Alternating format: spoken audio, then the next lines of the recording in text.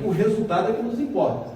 Por isso eu tenho insistido bastante na explicação, em cima daquilo que a gente já vem chamando de livre-arbítrio, utilizando como ponte, né, de avanço o atributo vontade, para que ele dê fundamento às nossas escolhas. Então quem não sabe fazer escolha é porque não tem vontade forte.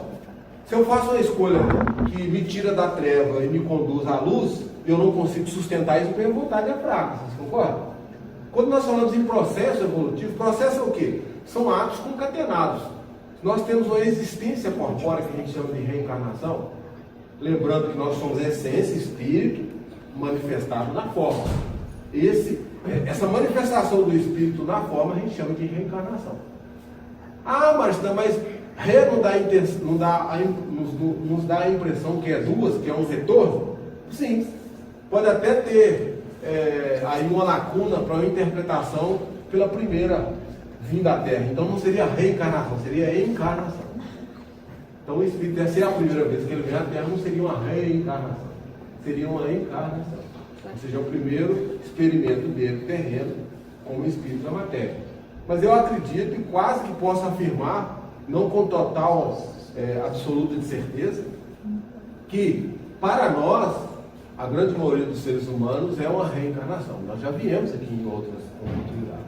Então o processo evolutivo, quando a gente diz que existe ou que comporta etapas, a maior prova dela é que nós nascemos, temos um período da infância, um período da juventude, um período de senilidade, quando nós nos envelhecemos, vai chegar uma hora que o corpo já não serve mais. Ou seja, a vestimenta ficou ruim. Começa a aparecer como os desajustes, as desarmonias orgânicas, não é assim? Nós nos adoecemos, automaticamente a própria lei nos faz que a gente abandone aquele corpo num processo que a gente chama de morte.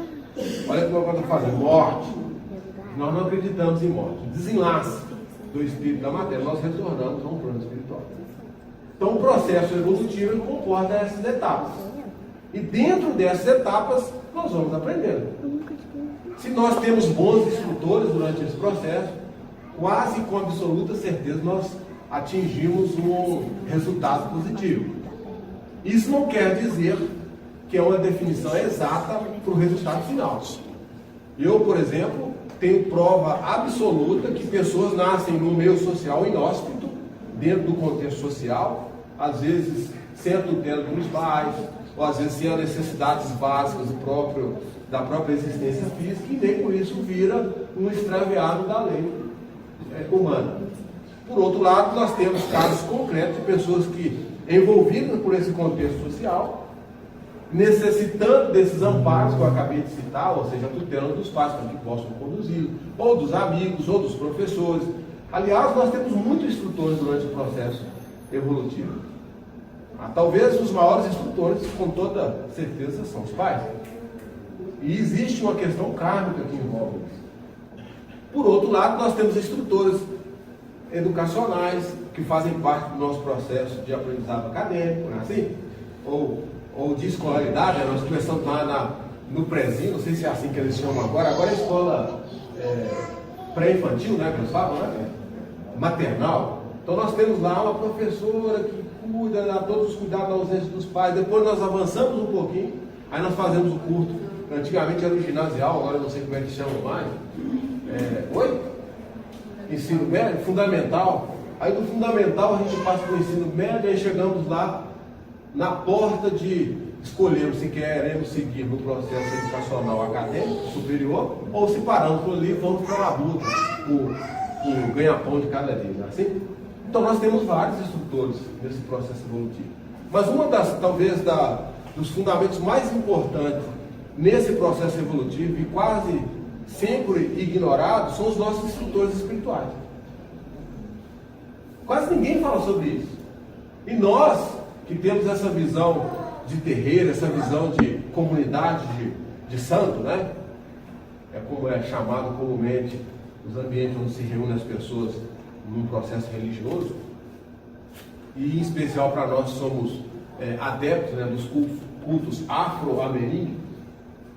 Agora, como eu falei aqui, parece que numa das minhas prédicas passadas, RABs, né? Religiões afro-brasileiras. É assim que eles estão chamando agora, RABs. Então, dentro desse processo, nós temos essa liberdade de dizer que temos instrutores espirituais. Quem nunca ouviu falar, até mesmo fora do ambiente templário, que todos nós temos um anjo de guarda? Não é verdade? Aliás, os nossos próprios pais, quando nós estamos crescendo e estamos em alguma dificuldade, dizem, reza para o seu anjo de guarda. É verdade ou é mentira? Reza para o seu anjo de guarda. Se estão falando isso culturalmente, que bom, é algo que foi repassado e que tem fundamento. Se falam isso por uma questão de repasse cultural familiar, não importa. O que de fato é real. Todos nós temos um protetor que zela pelo nosso processo reencarnatório, pelo nosso estágio material. E quem é esse anjo de guarda? Quem é esse protetor? Aquele espírito que esteve conosco no momento em que nós tivemos que regredir a nossa matriz perispiritual para que pudéssemos habitar o útero da nossa mãe no processo da gestação.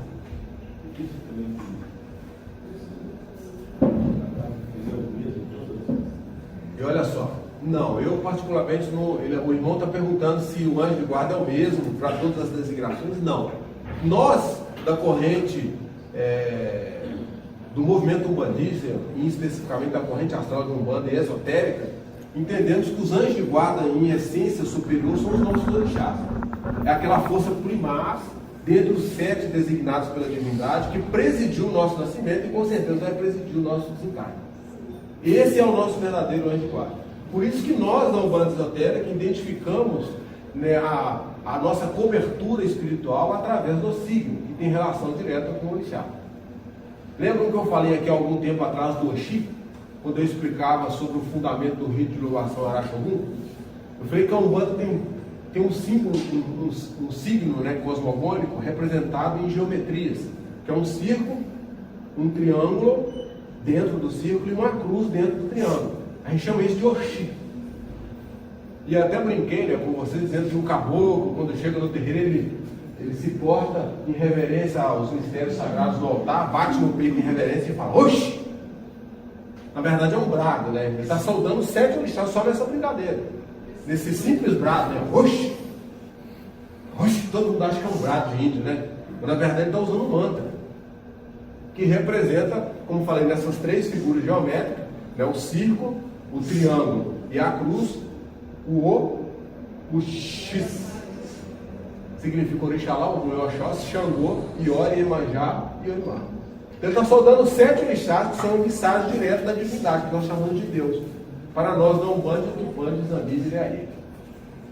Então, todos nós temos a tutela, que nós estamos aqui chamando de anjo de guarda, a prevalência em essência superior de um orixá. Só que esse orixá, como é uma potestade cósmica, não pode ficar nos bafejando aqui a reencarnação terrena, né? O que ele faz? Designa uma hierarquia, e dentro dessa hierarquia existem vários espíritos agrupados sob o comando dele. Um deles faz parte da nossa guarda espiritual. Ou seja, é um dos condutores desse processo evolutivo para que a gente possa, como diz, avançar, né, nessa busca da essência espiritual ou na capacitação da inteligência superior. O que é mesmo inteligência? Aí, satisfeito, viu? Você ter respondido com tanta propriedade. É exatamente isso. Inteligência é um atributo espiritual que para nós é a capacidade de reconhecer a divindade. Então, quando a gente bate no peito e fala, eu sou uma pessoa inteligente, no mínimo, tem que entender que está próximo de conhecer a divindade.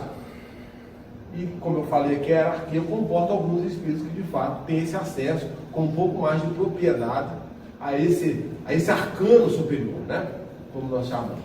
E eles vão repassando essas informações até chegar àqueles que estão mais perto. E dentro dessa concatenação hierárquica, nós vamos bebendo na fonte do conhecimento. Por isso que eu disse aqui, nós temos instrutores espirituais. Na próxima semana, eu vou aprofundar nessa temática. A gente vê hoje sendo falado muito, né, a envolvência dos aspectos negativos, principalmente sobre a nossa juventude. A gente vem falando aí agora, está muito em voga no momento agora, baleia azul, não é assim?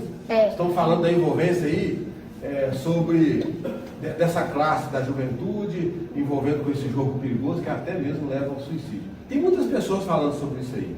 Eu não acredito que talvez a minha participação nesse discurso, né, ou nesse diálogo, pode esclarecer algo. De qualquer forma, vou dar minha contribuição, queiramos nós ou não, nós somos formadores de opinião. E eu queria dar minha contribuição no próximo encontro, na próxima terça-feira. Mas era interessante que eu falasse sobre esse assunto hoje com você, sobre esse processo evolutivo, sobre as hierarquias protetoras e sobre as leis de afinidade que nos permitem as escolhas. Aí eu sei que é triste às vezes falar isso aqui, inclusive sendo registrado, né, e divulgado aí pelas mídias eletrônicas, que o desfecho final, por exemplo, desse jogo funesto, né, que eu acabei de citar aqui, que é a baleia azul, é o instante final, que é o suicídio, né? Ou seja, é o espírito que se abdica da própria resistência física e quer voltar para o astral, mas de uma forma bastante contundente. Eu queria comentar um pouquinho a respeito disso com vocês na próxima terça-feira, mas era interessante que eu falasse essas preliminares aqui para vocês entenderem como nós, da Umbanda, entendemos essa temática bastante controvertida.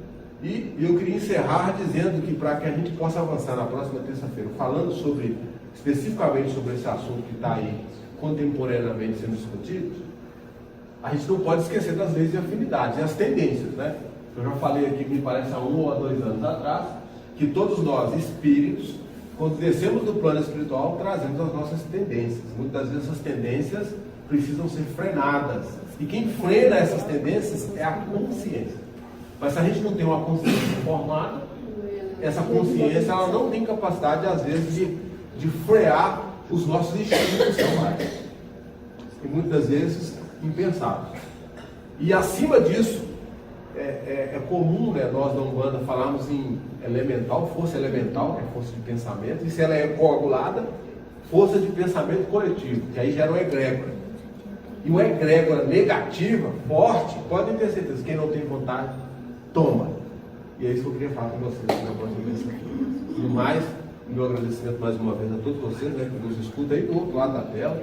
E como falamos aqui em vídeos anteriores, se querem acompanhar-nos, né, a divulgação dos vídeos, é só se inscrever aí no link que está abaixo e provavelmente semanalmente terão acesso a esses vídeos que estão sendo filmados aqui. Eu sempre brinco aqui, né, com o nosso video maker, né, que aqui é o Rodrigo. Muito obrigado.